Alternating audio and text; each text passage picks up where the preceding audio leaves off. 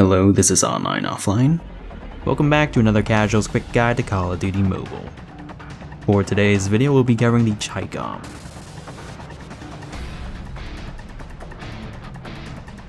Unlocked at level 42 along with the Tactical Mass Blooper. The Chicom is a futuristic 3-round burst bullpup SMG from Black Ops 2. Chicom is likely short for Chinese Communist. It later reappeared in Black Ops 3 and 4 as the futuristic Vesper and Spitfire respectively. The only non-Treyarch version was the Raijin EMX from Infinite Warfare. The Chicom is based on the Qingwuqi Zhangfengwei Shengyingwu, or QCW-05, or Type 05. It's a Chinese bullpup personal defense weapon chambered in 5.8x21. The demand for such a weapon arose from the PLA's desire to replace their aging Type 79 and 85 SMGs. The former was not only China's first original SMG, but the first gas-operated SMG to be mass-produced. It was developed after the Sino-Soviet split, but suffered poor quality control during the Cultural Revolution and underperformed in Vietnam, just like the Type 63 assault rifle. The latter was much more reliable and well received for its simplicity. Shortly after, European PDWs entered development, such as the FNP90 in 5.7 and HKMP7 in 4.6. Compared to them, the switch away from 7.62 Tokarev was long overdue. In this competition, the QCW went up against the likes of the Changfeng 05, which used a helical magazine like the American Calico and Russian Bison. Ultimately, the QCW was chosen for its compatibility with suppressors and its external resemblance to the QBZ-95 platform.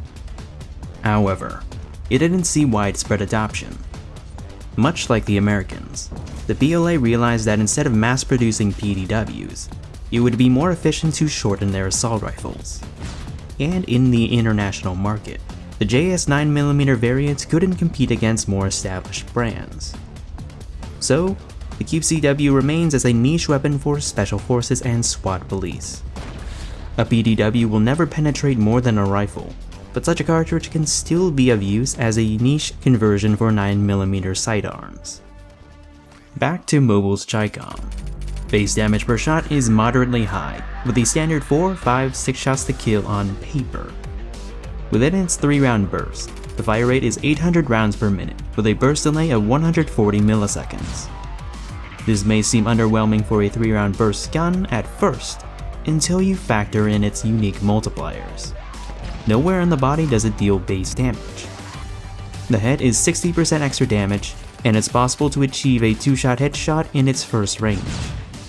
This isn't necessary, because the rest of the upper body deals 30% extra, securing a very fast 1 burst into its second range, 24 meters if you stack range attachments.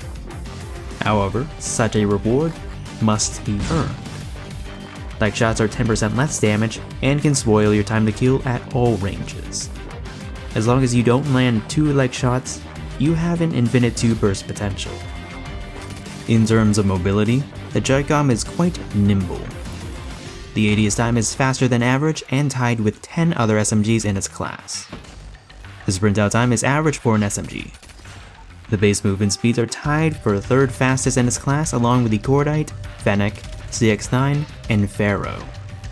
When maxed, its strafing speed is in the top 15 fastest in the game. The advantage that the Chicom has is that it only needs 1 attachment to achieve this while others need multiple. That is, if you aren't prioritizing range or ammo capacity. As of last year, the Chicom has the fastest raise time of any gun in this game. The drop time isn't the fastest, but still faster than most pistols. The base mag size is 39 rounds and can be extended to 45 or 51. That is 13, 15, and 17 bursts respectively. With that much ammo for a burst gun, you don't have to worry about reloading often. But when you do, it's fast as well. When empty, the vol animation is 2 seconds long and can be cut nearly in half by cancelling just before you let go of the mag. With spare rounds, the vol animation is 1.6 seconds, and you can cancel after you let go of the mag. As for accuracy, the Chicom is one of the best in the game. The full ADS bloom is only beaten by the likes of the Swordfish, LK24, and Pharo. The initial spread is tied with the FR556, KN44, and Renetti for the third best in the game. The full hipfire spread is better than average for an SMG, but the initial spread is slightly worse than average. The Iron sights aren't my favorite, but it's usable. If you're not a fan, you can use a red dot. If you're like me, you can delete the weapon model or not re-download it after an update, in which case you'll end up with the regular RUS model instead. As a burst gun, the recoil is manageable for its intended range, but it's unforgiving against players camping on head glitches. Past 40 meters, you're not likely to get a 2-burst on a still target. The Chicom has one of the best base flinch stats in the SMG class, and can handle impact better than most of them, although it too can be irritated by LMGs. In Black Ops 2, the Chicom CQB was the first select fire SMG by default in the franchise. That didn't mean it was great though. Sure, it had good mobility, low recoil, and an absurdly spammable fire rate with no burst delay, especially with rapid fire. But compared to the M8A1, the Chicom was always a 2-burst kill. A popular way to use it was to use select fire to turn it into a quote-unquote slower firing automatic with less range than its peers. In contrast, Black Ops 3's Vesper was a fast-firing full auto by default, with strong vertical recoil and shared some visual elements with the Scorpion Evo 3. It was only rivaled by the VMP for best aggressive SMG. The Raijin EMX was a post-launch weapon for Infinite Warfare, and was a burst SMG with an integrated underbarrel EMP launcher that could kill. Unlike the Chicom, the Raijin could 1-burst reliably but had a burst delay, poor hipfire, and noticeable recoil. Like other guns in that game, it too had some interesting variants. The shift to 150 HP made balancing SMGs difficult in Black Ops 4. The Spitfire, on the other hand, towed that fine line nicely. The fast fire rate made it strong up close, but performed poorly against armor, and the horizontal recoil was difficult to manage at range. With its Wildfire Operator mod, the fire rate was 1500 rounds per minute. This is only slower than the Maddox with Echo Fire, and Zog with Dual Wield. The trade-off was more recoil and slightly slower movement while shooting. Very fun and balanced, but outshined by the Zog and later VMP. Since our Chicom took after Black Ops 2, it was a terrible gun to use despite being a late unlock. And unlike the CQB, ours has a much slower fire rate, with an actual burst delay. It did get a couple of damage buffs during the simpler times, but the only thing going for it was its low, relatively consistent recoil. The release of Gunsmith didn't do the Chicom any favors. Consistent recoil patterns became the norm. The addition of Bloom held back many SMGs against hard-hitting ARs. This wasn't an issue for the Chicom. Despite its new base damage and head and chest multipliers, its new leg multipliers jeopardized its already questionable time to kill. Early 2021 saw SMGs trade Bloom for faster movement. Luckily, the Chicom has always been one of the most accurate weapons. Later that year, when Shipment became a farm for streak spamming, Disable 2 was added to counter strafing. It wasn't until 2022 that the Chicom finally got some good buffs. The mag size was updated to its current amount. It got its current head and bicep multipliers. Combine that with the buffed first and second range damage, you could finally 1-burst someone, but only reliably from behind or the side, if and only if you land all 3 shots there. This was not enough to compete against the upcoming KSV-45, which could 1-burst to the legs and strafe faster. When persistence became a bluebird, nearly all guns got a buff to their swap times, and the Chicom got its firing animation optimized. The Chicom's final buff of 2022 was to its forearms, allowing it to 1-burst from any angle above the stomach. At this point, the Chicom could no longer be considered the truly awful gun it once was. Sure, the M16 became the dominant burst weapon and got wildfire, but it's all uphill for the Chicom going forward. Early 2023 buffed its first range damage. By aiming at the stomach, the buffed recoil of the 3rd round could naturally secure a 1-burst potential. Season 5 slightly increased its first range to its current value, The second half of 2023 introduced Bullet Impact, which made dealing with LMGs, heavy ARs, and heavy SMGs more inconvenient at range. The Chicom could manage fine. It then got another buff to its horizontal recoil. The first half of 2024 saw the Chicom get buffed to the stomach not once, but twice to ensure an even easier 1 burst up close and potentially 2 bursts at any range. Towards the end of that year, the Chicom was one of 10 SMGs to have their swap times buffed to rival pistols.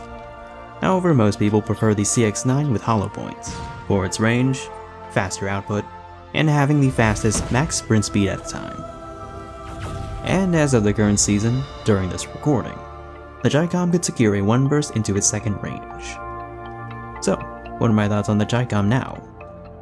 Throughout COD Mobile's history, plenty of OG guns originally thought of as unusable underwent glow-ups that gave them a spotlight. The most recent example being the Chicom, a sleeper sensation 6 years in the making. So, how does it compare to some of its peers? First up, we have the Pharo. The Pharo's faster 4 burst is a guaranteed full body 1 burst in its first range. With 2 attachments, it's a top 5 fastest strafe in the game. The problem with the Pharo is its random recoil. No amount of attachments can help with that. The Chicom has a slightly further 1 burst range, lower recoil, and tighter initial bloom for mid to long range bursts. The Chicom is also much more ammo efficient. At most, the Pharo can hold up to 44 rounds per mag, which is 11 bursts. The Chicom's base mag is 39, which amounts to 13 bursts before reloading. The Pharo is expected to get buffed in Season 9 of 2025. The damage buff makes leg shots a non-issue past its second range. The hipfire buff is much appreciated, but it's still not better than the Chicom. Next is the KSP-45. As of now, they have the same 1 burst range. The KSP can do so to the legs, and the Chicom has a faster fire rate and shorter delay. The KSP is expected to get buffed in the next season. However, the Chicom still maintains the further 1 burst range because it can use 2 attachments to do so. KSP's faster potential movement speeds give it the edge in close quarters. It's worth noting that if you aren't jump shotting, slide cancelling, or strafing, the KSP has a sprint out time worse than the average LMG and shotgun. I'd prefer the Chicom as an all-rounder that's hit scan, more accurate, and carries more ammo. The CX9 with hollow points is the definition of high risk, high reward. The fire rate gives it the fastest expected time to kill in the game, without the help of situational body multipliers. This 1 burst range is what the KSP is expected to have, but has the Modern Warfare Gunsmith to double up on range boosting. If you want to prioritize movement instead, it's one of 2 guns that can run faster than melee weapons. The problem with this ammo conversion is that it leaves the CX with only 4 bursts per mag, enough to delete any single foe, but if you're playing respawn objective modes, it's going to be tough to survive non-stop action without ammo boxes, vulture, or overkill. The Chicom is not as extreme, but more well-rounded for such game modes. And lastly, we have the Tech 9 with its burst repeater. It's the most spammable burst weapon with its fire rate, very short delay, and large mags that aren't divisible by 3. Like the KSP, it can 1 burst to the legs, but only within a short distance. The lack of suppressors is an inconvenience in modes that value lives. The Chicom is a more well-rounded weapon, with more range, and better accuracy. I'd rather use the Tech 9 as an overkill backup, the same way that I use for spam shotguns. Since the Chicom has had such a gradual glow up with no complaints, there's no point in buffing or nerfing it. The only thing we can suggest is to give it more fun attachments. In hindsight, it would have made more sense to give it the tactical flashlight instead of the RUS, one that's actually useful. But what's done is done. What other choices do we have? My first suggestion is one of 2 options. Option 1 is a rapid fire perk that shortens the burst delay to match its fire interval just like the original Chicom. Option 2 is wildfire, like the M16, but without a slower fire rate. Either way, it needs to neuter its multipliers and have some recoil to stay balanced. It also needs to reduce that first damage value, because a full body time to kill on a gun that shoots that fast and with that good of airfire would be a problem.